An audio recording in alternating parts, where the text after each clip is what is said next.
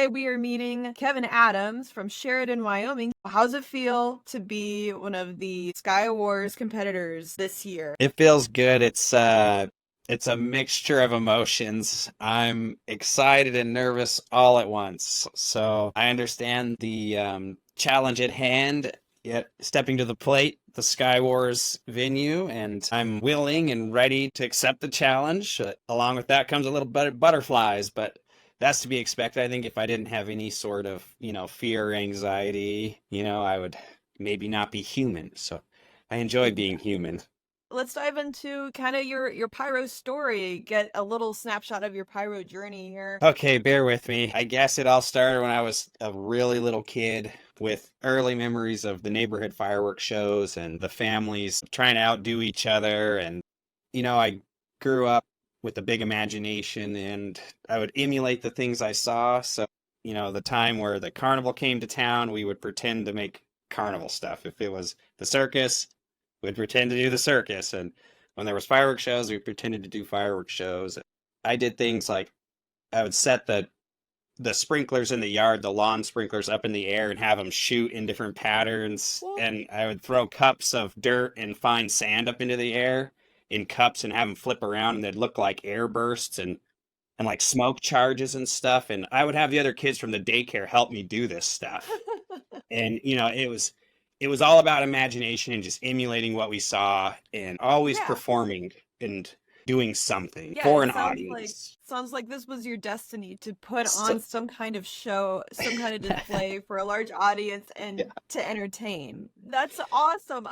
That is I mean, honestly so cute to hear. Like you pretended to make fireworks shows oh when you yeah, were a yep. child. We weren't allowed to buy them ourselves until we were older. Before that, I had to pretend. I financed it through my own lemonade stands. When I finally could buy fireworks, I would set up a lemonade stand and then secretly go buy fireworks and go down to the river and light them off on my bike. My dad did start to help me. We did a small artillery shell show one 4th of July, and I just remember before I started lighting them and I had them all fused together, my dad was like, Kevin, this is gonna be spectacular, and I was like, sends chills down my spine, just like even just the, anticipation of lighting the fuse. The first time I was really hooked to fireworks was probably the local pyro musical a few days before the 4th done by Dr. Brent Bills. He was a local pyrotechnician who just did it as a passion. People would come out and they would line his fields behind his house. It was quite the production, and that was a really good experience. And I just remember being really inspired at Brent Bills shows, and that's where I was really hooked to the pyro musical concept because it was just so powerful. It's amazing So, too that you had the opportunity to like see a full-scale pyro musical in your hometown, in your area. When do you think you like either got your pyrotechnic license or started doing your own quote unquote pyro musicals? well, I didn't start doing my own pyro musicals, you know, right away. It was all just backyard stuff, and I would just do rough choreography. And after my wife and I graduated from Central Wyoming College in Wyoming, we moved to South Dakota. I had a little bit of a lull during that time of fireworks with the laws over there. And so I Mm-hmm. had come back to Wyoming. Jesse and I did. We moved back here to Wyoming, and then I started getting more serious about getting back into my production. It was about 2015. I went to PGI in Gillette. I went in and registered and paid the fees and have been a member of PGI ever since. And the next winter, I went to Lake Havasu, Arizona, and I took the PGI display operator course at WPA's Western Winter Blast event, and Yeah. I got certified, and that was in 2016. And then I started competing with Class C, the PGI Class C competitions in 2016. There I met Bruce Burns. He offered for me to crew on his shows in Sheridan, Wyoming, and to choreograph for him. Bruce has had a good crew, so, shout out to Dave Wong and Ryan Holland, Patrick Pierce, and Dave Avery, his boys, Wyatt Steen and Garrett. So those are my boys from Wyoming, the Sheridan crew, Bruce's crew. Are they going to be part of your 2024 show I crew think at Sky so. Wolf? Some of them want to come, and they've never been before, and I told them, they won't regret it. And so he was where I got my field experience for my certification. And since then, I've been certified in just crewing on lots of different shows. And I've done my own gig for a few years in the past where I did like homecomings and reunions and weddings. So that's roughly the timeline of when I became a so-called professional. Speaking of PGI, you had done some competitions. How many times have you competed at PGI? I was trying to count this, I think 5 total. Okay. I thought it Wow. was more than that, but I guess 5. And I think you were like uncontested in one of them too. Yeah, I've definitely shot a show where I was the only one who showed up to the event. So, yeah, maybe that doesn't count, but hey, they gave me a trophy. I mean, if I you have walk a around with trophy, it. it definitely counts. Also, the show was awesome. It was like you probably would have won if there were at least 3 other competitors. I I remember think that being like, obviously, there's literally no contest.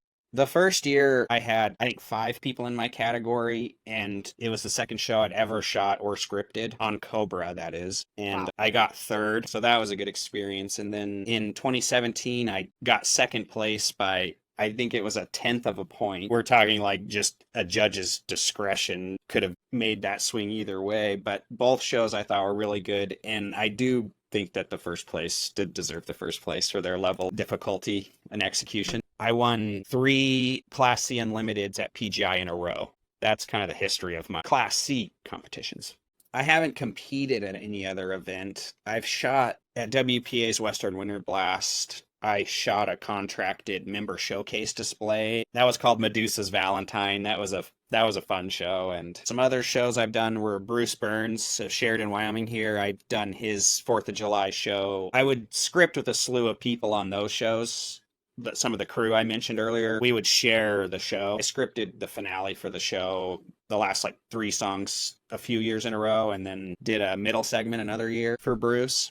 And that was an absolutely, big production. And then I did some homecoming shows where I would line the opposite side of the stadium or the field with single shots. And I did a lot of comet runs and chases and mines, and then also did some cakes and some shells and stuff in there. But that was all to music. So, these high school kids and these parents and these athletes are just like, what are we seeing right now? What? And it was like we blared it over the sound system. And I think I've mentioned most of the biggest shows I've scripted and been the lead of myself. But aside from that, I've helped on a lot of other people's big productions. You've got Yeah. quite the pyro resume too, spanning back. I mean, just since 2015 when you kind of got started too. Having an audience like that, like, sure, I like fireworks and I like the production and I like the art of it. But it's like, Yeah. to have somebody say that was cool or scream or cheer or cry, applaud, that has to be like one of the coolest feelings. So early on, I think I was more addicted to the feeling of entertaining more so than actually the end product of what I was putting on. So What do you do outside of pyro? How do you afford? How do you get to afford to do this crazy hobby of yours as often as you do? I work for a local school district and I'm a building maintenance supervisor. I've got a degree in radio and television broadcasting that I've never used for a paycheck, but I use in all my firework displays. I almost use stuff I've learned from that to make my displays. So it's been very helpful. But as far as work goes, my wife and I both work for the public education. She's a teacher. Jesse's just super supportive. She's just a champ. Like, she's been absolutely supportive in my vision to pursue the art of pyrotechnics. I've been doing it for the love of the game so far. I've had very little income from it, if any. And Jessie, I think, can just see the passion and she's willing to be supportive. I can definitely tell that she supports your craft and she sees how happy it makes you and just how passionate you are. It's really cool to see. We definitely share the passion for performing art. It's really about the experience in the moment for that person. I guess there's nothing else like it, in my opinion, as far as that feeling. That is what I think is really cool about performing arts. And I think it should also be applied to fireworks because you design it and you build it and set it up and then you display it live in that moment. So I think fireworks fall in that category, in my opinion. I would agree with that. I actually remember in a couple years ago, you guys were in the audience at Sky Wars, and I was like filming right next to you guys. And every few massive runs, I would just hear Jesse go like, "Yeah!" It was awesome. I've been going to Skywars for 4 years. This would be my fifth year. Have you participated at all in like helping out with the displays or doing blind pyro or any of the pyro I haven't experiences? done any displays myself, but I've crewed on somebody's show every year I've been. I did Spirit of 76 shows a couple years in a row with Dan Haynes. I helped with the Pro AM. And then last year I pitched in on Donnie Tom's show. So those are some of the biggest shows I've ever worked on, aside from the big 4th of July show out here in Sheridan. Ask you what you think your personal favorite show that you have choreographed to date is. My show? Yeah, Oh, I was hoping you'd ask me what was my favorite show that somebody else did. of all time. We'll get to that as well. Crap. My favorite show, I think there was something magical about the Alice in Wonderland show I did in Gillette. That's probably my favorite show I've ever done. I was honestly gonna say that too. Of all the ones that I've seen of yours, Yeah. that one is my favorite. Is the soundtrack was on point, and the effects that you chose for it was just perfect, and like you said, magical.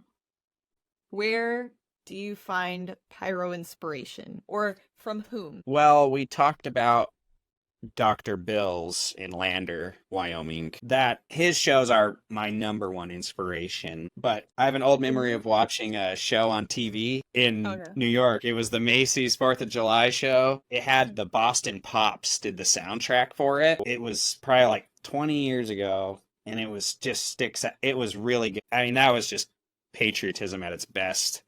It's right up there with Dr. Bill's productions. And currently I'm getting inspiration from a up and comer who's going to be famous in the near future. It's Raven Ross Anderson. He's working with Big Sky Fireworks, and he's Oh a yeah. really good choreographer. And he did a show at Western Winter Blast this year, and it went really good. And he's been competing at PGI as well. And just his enthusiasm and his love of the pyro game is just contagious. Then there's the PGI Class C champion, Bill Turner. He's won many times at PGI. He's just a very good choreographer, and he's had some influence on me. I've competed against Bill, and it was an honor to share a shooter's table with him before he quit doing shows. Ed Vassal, Dominator, has been a really good support. He's been a good pyro friend as well. My favorite choreographer is probably like Aaron Mayfield style. And then if you've heard of Kenny Chi, Devastating Pyrotechnics, Oh yeah. then some pyro art from the Flaming Lotus Girls and some of their intermingled artwork with Kenny Chi's displays. That was a really influential display in 2016 at Western Winter Blast. And then IPC's Tim Jameson, incredible work. The Grand Public Display and the PGI's 50th anniversary and most every other work I've ever seen. So, oh, my wife. Yeah, I gotta say, hey, thanks to Jessie for being so supportive. She's been a good influence. Thanks, honey. Yeah, and Skywars too. Can't forget about Skywars. Skywars has been a huge influence on me wanting to continue scripting shows. We're only seeing even more innovation come out every single year, and this year is going to be no exception. So let's talk about Skywars. September 28th, right? I've been working on the show a lot in my head, a little bit on the computer. Really, I do most of my shows in crunch time. So most of the time I decide to do a show, I figure out how I'm going to get the logistics worked out in the next week before the event, and then I get there and make it happen. So it's like the fact that I'm working with so much time on my hands, I don't know if this is good or Right. bad. I have a solid concept down, and I have a solid soundtrack down and a narrative. Yeah, it should lend itself to the viewer. You shouldn't have to have a lot of explaining to do. Like, I've kind of dumbed it down. Like, if you're lost in my show, I don't know what to tell you. There shouldn't be a lot of reading between the lines. Like, it's not going to be a Picasso piece. Right. No. It won't be a municipal show, though. So now we have some questions that people wrote in. Dawn Ayers asks, how intimidating is it to shoot a show and compete on a stage with mostly field critics? Oh my gosh. Yeah. Pyro, being lit for pyros. Yeah, that can be tough. There's a lot of critics in a crowd like this, and I have been trying to stick to my heart. And that's been hard because I have a unique style and I've never really varied from my style. And I know that Skywars has a standard, and I keep trying to tell myself I have to change my style to meet that standard. And what I'm doing is I'm kind of psyching myself out, and I have to keep circling back to just to stick to my gut and to stick to my heart, which is my style.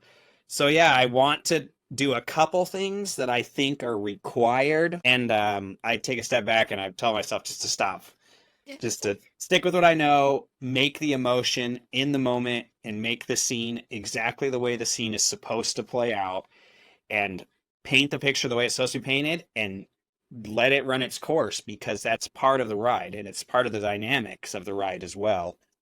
I really believe in crescendos, highs and lows, and just having dynamics. And if you don't have dynamics, let's just say a whole show without dynamics is absolutely monotone. It's almost like white static. It just, after a couple minutes, you're not even sure what you're seeing anymore. So Right. I guess, I don't know, something about the dynamic. I love a good crescendo. Yeah, I agree. I agree with that. Don't be afraid of black sky. Don't be Yeah. afraid to let the audience breathe and give them a moment to process what they just saw before you Yeah. hit them with another thing. It's powerful storytelling as well, because you really are going to be telling a story. Definitely stick with your gut, stick with your style. Jessica Bosworth with KCAP, she's asking how many people you will recruit to be on your crew. I've offered a couple of the positions to some people so far, and they're over here in my region. But other than that, I've got some great connections over in Missouri. So we've got some K cappers and maybe even some Opyros who might come to the dark side. But I've got my good buddy Dan Haynes, and I don't have an official number right now, but I would imagine it's going to be somewhere pushing 15. Realistically, there is a fine balance of having the right amount of help, and I don't know what that number is yet. I'll know more as we get closer. So far, the people I have in mind and the clubs I have in mind, without a doubt, we're going to have an incredible team. Bo wants to know if you think that you're going to get any quality sleep between the months of August and September. Yeah, I should be fine. I mean, now that you say that, thanks, Bo. Jinxed Well, me. you're No, gonna just sleep kidding. It now should and be then good. sleep. Yeah, I do understand the seriousness of the competition and the prestige of the event. I am not lost on that aspect at all. My question is the fact that not everyone gets to compete at Sky Wars. Whether you win or not, what does participating in this competition mean for you in your pyro journey? This year's competition has become my reason, my why. If you don't know your why, they say you're lost. So I think this right now is my why. I've felt a different level of energy since I've been accepted to compete that I haven't felt in several years, and a level of excitement. I think that that's just really cool that this competition can offer the type of venue and the caliber of the show and the prestige and everything that goes with it. It's just like, it's really exciting, to say the least. It's an honor, and it's the culmination of everything I've worked for this far. And really, this is, for me, as a choreographer, I don't work for a display company. I'm in this for the love of the game. I really believe in the art aspect of it.